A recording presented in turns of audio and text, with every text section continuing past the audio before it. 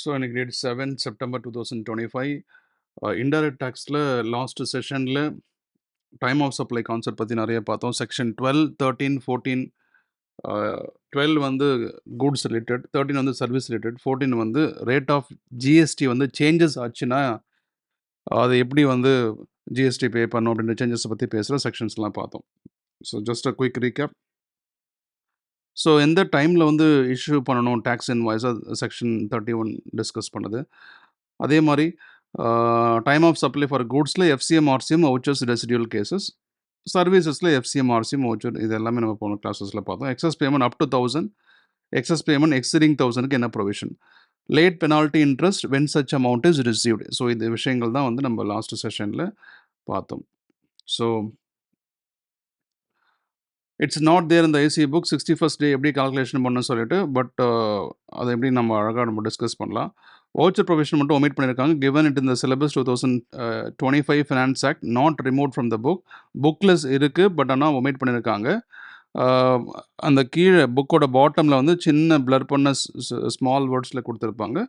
So இருக்கிறதால நம்ம படிக்கணும். சரி, இந்த செஷனுடைய மெயின் அஜெண்டா என்னென்னா, கிட்டத்தட்ட 20 ப்ராப்ளம்ஸ் வந்து நம்ம சால்வ் பண்ண போகிறோம். ஆல்ரெடி சால்வ் பண்ணியிருக்கேன். அந்த நோட்ஸ் அப்படி ஜஸ்ட் நான் கோ த்ரூ பண்ணுறேன்.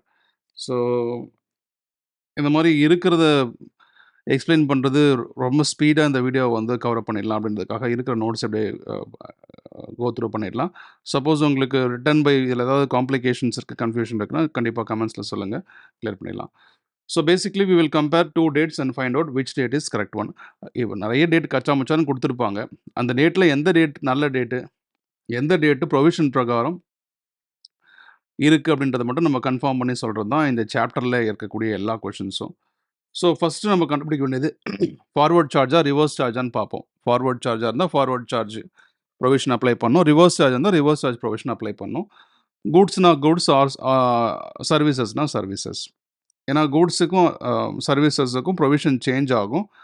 அதே மாதிரி எஃப்சிஎம் ஆர்சிஎம்க்கு ப்ரொவிஷன் சேஞ்ச் ஆகும். இந்த மாதிரி எல்லாத்துக்கும் சேஞ்ச் ஆகிறதால நம்ம ஃபஸ்ட்டு கொஷினில் ஐடென்டிஃபை பண்ண வேண்டியது எஃப்சிஎம்மா குட்ஸா, எஃப்சிஎம்மா ஆர்சிஎம்மா, சர்வீசஸா அப்படின்றத வந்து டைம் ஆஃப் சப்ளை கேட்குறாங்களா அப்படின்றத பார்த்துடணும்.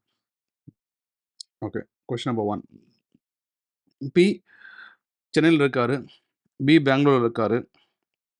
பி என்ன பண்ணுறாரு, டெலிவரி தராரு, சென்னை டு பெங்களூர் போகுது. பி அனுப்பிச்சிட்டார் பிக்கு. 30th அக்டோபர் 2024 அனுப்புகிறாரு, ரைட்டா? ஸோ 30th அக்டோபர் 2024 வந்து என்ன பண்ணுறாரு, B sends the good to B on 30th October 2024. Turnover of B இந்த ப்ரீவியஸ் இயர் 2 crores. ஏன் இந்த மேட்டரில் தராங்கன்னா கம்பல்சரி ரிஜிஸ்ட்ரேஷன் பண்ணோம், அபவ் 40 lakhs போச்சுன்னு சொன்னால். ஃபைண்ட் த சப்ளை ஆஃப் இந்த following different scenarios. Okay, under section 31 பிரகாரம் removal of goods making goods available, continuous சப்ளைன்னு பார்க்குறோம், ரெசிடியல் கேசஸ்ன்னு பார்க்குறோம். பார்த்துட்டு அதுக்கு தகுந்த மாதிரி நம்ம டேட் ஆஃப் இன்வாய்ஸ் டைம் லிமிட்குள்ளே கொடுத்துருக்காங்களா, இல்லை எந்த டேட்டில் கொடுத்துருக்காங்கன்றதெல்லாம் நம்ம செக் பண்ணுவோம். ஸோ இந்த கொஷனில் ரிமூவல் ஆஃப் குட்ஸ் கொடுத்துருக்காங்க 24th October, date of invoice 30th October. ரைட்டா, ரிமூவல் ஆஃப் குட்ஸ். ஸோ நமக்கு தேவை வந்து actual date of invoice. Goods FCM அப்படின்னாலே ஆக்சுவல் டேட் ஆஃப் இன்வாய்ஸையும் under section 31 last date of invoice ரெண்டுத்தையும் பார்க்கணும். So actual date of invoice வந்து 30th October. ஆமாம், actual date of invoice 30th October. Okay, removal of goods வந்து 24th October. So removal of goods இருக்கிறதுனாலே on or before 24th அக்டோபருக்குள்ளே இன்வாய்ஸை கொடுத்துருக்கணும். சரி, okay, 24th October கொடுத்துட்டாங்க invoice. So இது ரெண்டுத்தில் எது earlier அப்படின்னு பார்த்தா 24th அக்டோபர் முடிஞ்சு போச்சு. இதுதான் time of supply. Removal of goods கொடுத்துருக்காங்க, இன்வாய்ஸ் கொடுத்துருக்காங்க. இது ரெண்டுத்தில் எது ஏர்லி? 24th அக்டோபர் ஃபஸ்ட்டு வருமா, 30th அக்டோபர் ஃபஸ்ட்டு வருமா? 24th அக்டோபர் தான் ஃபஸ்ட்டு வரும். அப்படின்னா அதுதான் வந்து டைம் ஆஃப் சப்ளை. அந்த டைம் ஆஃப் சப்ளைக்கு நீங்கள் எப்போ பேமெண்ட் பண்ணுவீங்க? அக்டோபர்னா 20th ஆஃப் அக்டோபருக்கு அப்புறம் என்ன, நவம்பர். ஸோ 20th நவம்பர் வந்து நீங்கள் அதுக்கு டேக்ஸை பே பண்ணணும், ஜிஎஸ்டி பே பண்ணணும், முடிஞ்சிச்சு. அடுத்தது 5th நவம்பர் 12th நவம்பர் கொடுத்துருக்காங்க. ஸோ 5th நவம்பர் வந்து ரிமூவல் ஆஃப் கூட்ஸு, இன்வாய்ஸ் வந்து 12th நவம்பர். 5th நவம்பர் வருமா 12th நவம்பர் வருமா? 5th நவம்பர் தான் வரும். அவ்வளோதான், இவ்வளோ தான் சம்மு. அடுத்தது 3வது 9th நவம்பரு கூட்ஸை ரிமூவ் பண்ண டேட்டு. இன்வாய்ஸ் வந்து குடுக்கவே இல்ல. இன்வாய்ஸ் குடுக்கவே இல்ல அப்டின்னா, சார் அப்போ நமக்கு இருக்கிற டேட்டாவே ஒரே ஒரு டேட்டா தான். எது? இந்த 9th அக்டோபர் மட்டும் தான். அப்ப அந்த 9th அக்டோபர் தான் வந்து டைம் ஆஃப் சப்ளை. முடிஞ்சு போச்சு. சரி, இது ஓகே. ரிமூவல் டேட்டும், இன்வாய்ஸ் டேட்டும் பார்த்தாச்சு. இந்த last date for issue of tax invoice அத காலியா விட்டுருக்காங்க. பேமெண்ட் ஆஸ் பெர் புக்ஸ் குடுத்துருக்காங்க. பேமெண்ட் ஆஸ் பெர் பேங்க் குடுத்துருக்காங்க. இந்த டேட்டாலாம் நமக்கு தேவையில்லையா? தேவையில்ல. கூட்ஸ் எஃப்சிஎம்ம பொறுத்தவரைக்கும், டேட் ஆஃப் இன்வாய்ஸும், லாஸ்ட் அதாவது ரிமூவல் டேட்டும் under section 31 last date of invoice, ஆக்சுவலா அவன் டேட் ஆஃப் இன்வாய்ஸ் எப்ப குடுத்துருக்கான். இந்த 2 இன்வாய்ஸ்ல எந்த டேட் வந்து ஏர்லியரோ அத நம்ம பிக் பண்ணி போட்டு போயிட்டே இருக்க வேண்டியது தான். ஸோ, ஆன்ஸர பிரசன்ட் பண்றது இப்படி தான் பிரசன்ட் பண்ணணும். நம்ம ப்ரொவிஷன்லாம் எக்ஸ்பிளைன் பண்ண அவசியம் இல்ல. பட் உங்களுக்கு டைம் இருந்துச்சுன்னு சொன்னா, you can try writing the provision. அந்த ப்ரொவிஷன் ஃபார்மேட்ல நீங்க பண்ணி பாருங்க. Okay. Question number 2. Vikram sold goods to mister Singh. Vikram வந்து சிங்குக்கு கூட்ஸ விக்கிறான். இதுல யாரு supplier? Vikram. Singh recipient. Vikram supplier. எவ்வளோ வொர்த்? 4,00,000. இதெல்லாம் மேட்டர் இல்ல. நமக்கு டேட் தான் தேவை. ஆன் அப்ரூவல் பேசிஸ்ல அனுப்புறாங்க. அப்ரூவல் பேசிஸ்க்கு என்ன ப்ரொவிஷன் ஞாபகம் வச்சுக்கணும். Approval was done on 15th November. Okay. 15th November வந்து அப்ரூவல் பண்ணிட்டாங்க. Okay. Goods were taken to the place of business of mister Singh on May 11th. May 11க்கு தான் வந்து என்ன பண்ணியிருக்காங்க, ரெசிபியன்ட்டுக்கு அவனுக்கு போய் சரக்கு அவனுக்கு கண்ல காமிச்சிருக்காங்க. ரைட்டா? Turnover 170 lakhs, above 40 lakhs GST compulsory. யாருக்கு? ராம்க்கு. Turnover of mister Ram. இங்க ராம் உள்ள வந்திருக்காரு. நம்ம விக்ரமையும் சிங்கையும் பத்தி பேசிட்டு இருக்கோம். PY turnover of Mr. Ram was 172 lakhs. Previous year turnover of Mr. Ram. ஏதோ மிஸ்டேக் இருக்கு இங்க. ராமுக்கு பதிலா ஆக்சுவலா இங்க விக்ரம் வரணும்னு நினைக்கிறேன். What would be your answer if it's May 8th instead of May 11? அவருக்கு கொடுத்த சரக்கு May 11th போக May 18th போயிருந்தா உங்களுக்கு என்ன? ஓகே.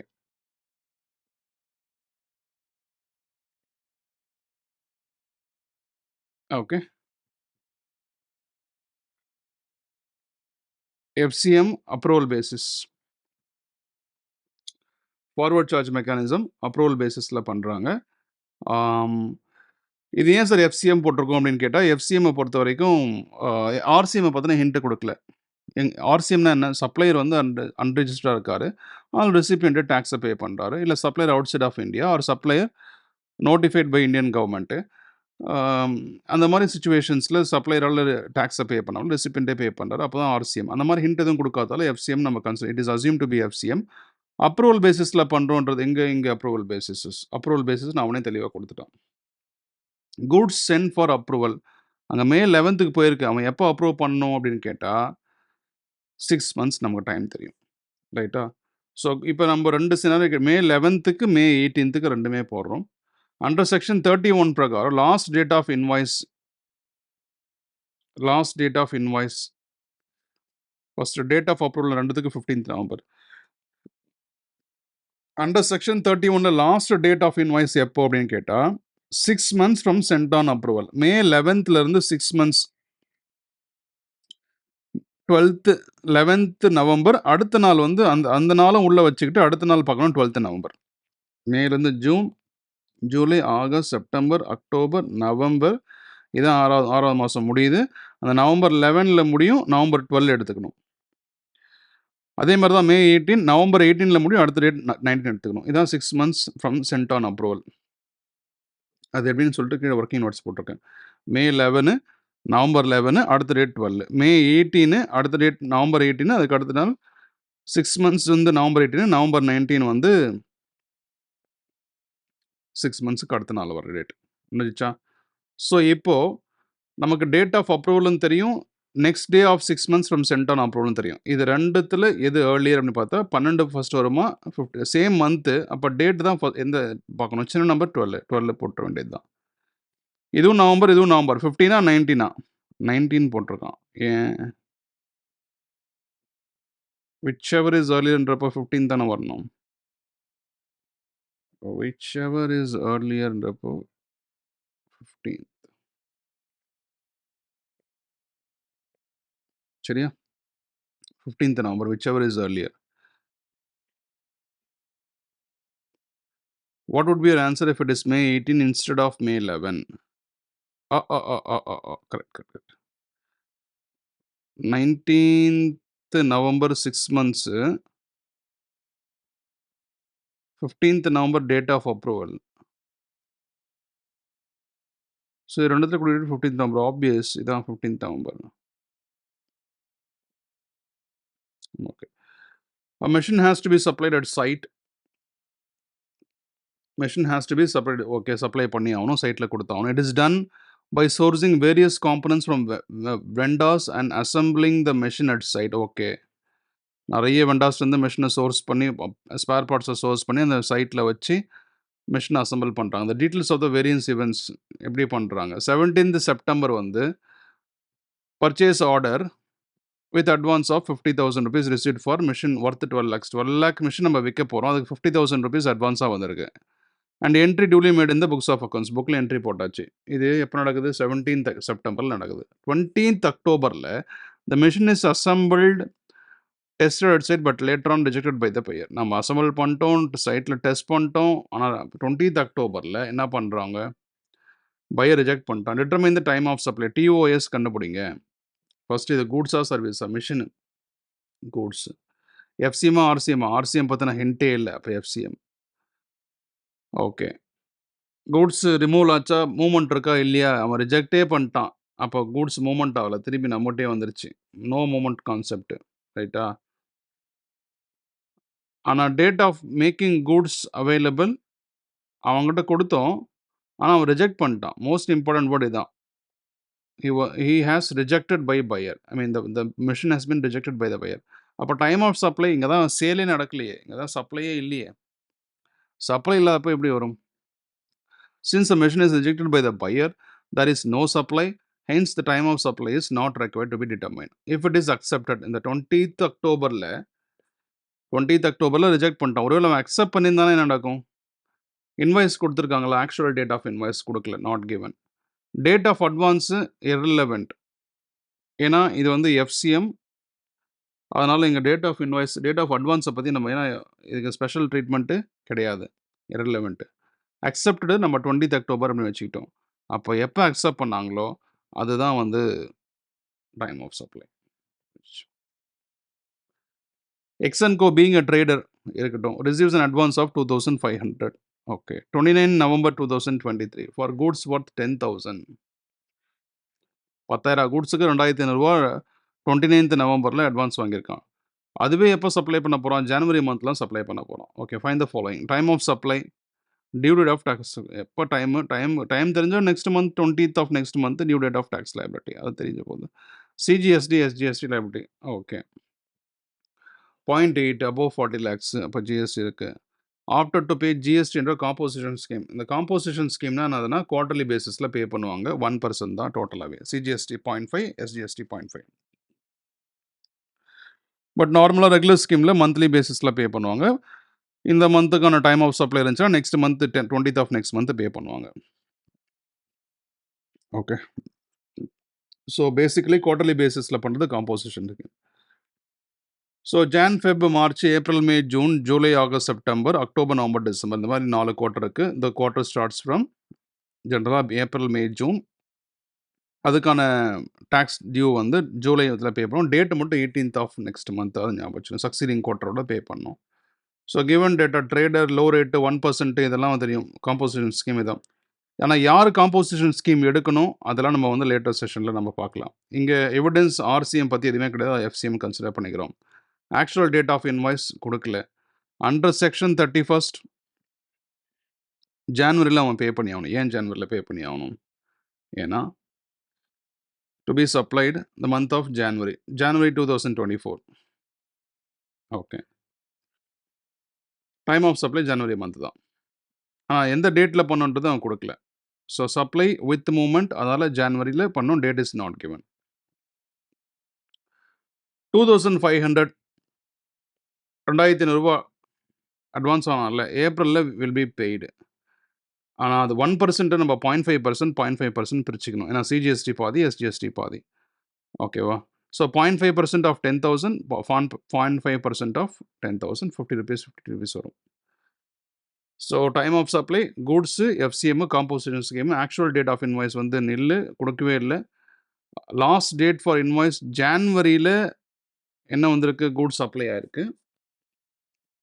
டைம் ஆஃப் சப்ளை வந்து ஜான்வரி 2024 தான்.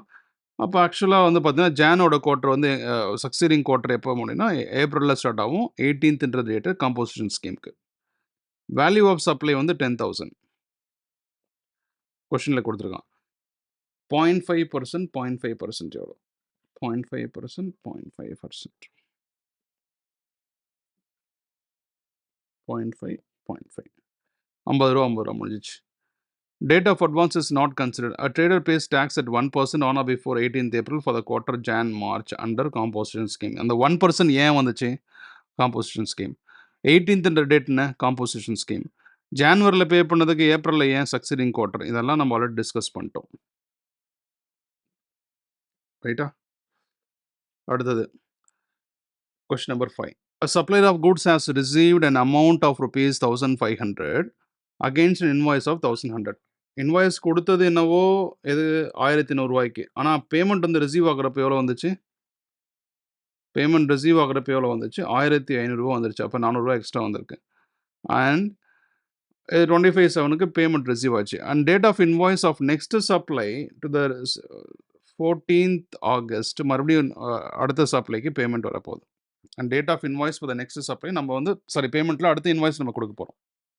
ஃபர்ஸ்ட் இன்வாய்ஸ் எப்போ கொடுத்தான்னு தெரியாது. ஃபர்ஸ்ட் இன்வாய்ஸ்க்கான பேமெண்ட் தான் 25 ஜூலை வந்திருக்கு. ஸோ இப்போ நம்ம டைம் ஆஃப் சப்ளை கேட்கணும். Due date time of supply கிடைச்சா அடுத்த டியூ டேட் வந்து 20th ஆஃப் நெக்ஸ்ட் மந்த். ஒன்றுமே இல்லை மேட்ரு. ஸோ இது வந்து எக்ஸஸ் பேமெண்ட் கான்செப்ட். ₹1500 வந்திருக்கு. ஆனால் நம்ம இன்வாய்ஸ் கொடுத்தது ₹1100 தான் கொடுத்துருக்கோம். அப்போ ₹400 வந்து நம்ம இன்வாய்ஸே கொடுக்கல. இன்வாய்ஸை கொடுக்காம அவன் பேமெண்ட் பண்ணதால இப்போ அது அமௌண்ட் எவ்வளோன்னு பார்க்குறோம். எவ்வளோ அமௌண்ட்டுன்னு பார்க்குறோம்? ₹400. அது எப்படி வந்து சப்ளையர் ஜிஎஸ்டி பே பண்ணணும்? 1500 ரிசீவ்டு 25th ஆஃப் ஜூனு. ஆனால் நம்ம 1100 தான் வந்து இன்வாய்ஸ் பே பண்ணியிருக்கோம். ₹400 வந்து நம்ம இன்வாய்ஸ் கொடுக்கணும். நம்ம மென்ஷன் பண்ணல. ஆனால் 14th ஆகஸ்ட்டில் ஒரு இன்வாய்ஸ் நம்ம கொடுக்க போகிறோம். அப்போ வந்து கொடுக்குறப்ப இந்த ₹400 நம்ம சேர்த்து கொடுத்துடலாம். முடிஞ்சு போச்சு.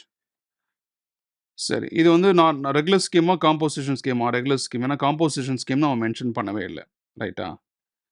டேட் ஆஃப் டாக்ஸ் பேமெண்ட் வந்து 20th ஆஃப் செப்டம்பர். ஏன் 20th ஆஃப் செப்டம்பர் அப்படின்னா, ஆகஸ்ட்ல கொடுக்குறோம். அடுத்து வந்து டைம் ஆஃப் சப்ளை ஆகஸ்ட்னா செப்டம்பரில் தான் வந்து tax due. Very important because this is what expensive answers. இந்த மாதிரி நோட் நம்ம அழகாக எழுதணும். மேலே ப்ரொவிஷன் ஃபார்மேட்டில் ஆன்சரை கொடுத்தாலும் இந்த மாதிரி எழுதுறது best. Time of supply for the excess payment of ₹400 will be the date of invoice of excess payment, assuming such amount will be adjusted with the next invoice to be issued. 14th ஆகஸ்ட்டில் நம்ம கொடுக்க போகிறோம். அப்பயே நீங்கள் போட்டுக்கணும்னு சொல்ல வேண்டியது தான். why are we considering 14th August? ஏன்னா இந்த 14th ஆகஸ்ட்லேயே நம்ம வந்து இந்த 400 இன்வாய்ஸ் நம்ம சேர்த்து கொடுத்துலான்றதை நம்ம எழுதி காமிக்கணும். அதான் முக்கியம். இந்த excess payment sum. Question number 6. ஒன்று பண்ணுவோம். அடுத்த வீடியோவில் பார்க்கலாம்.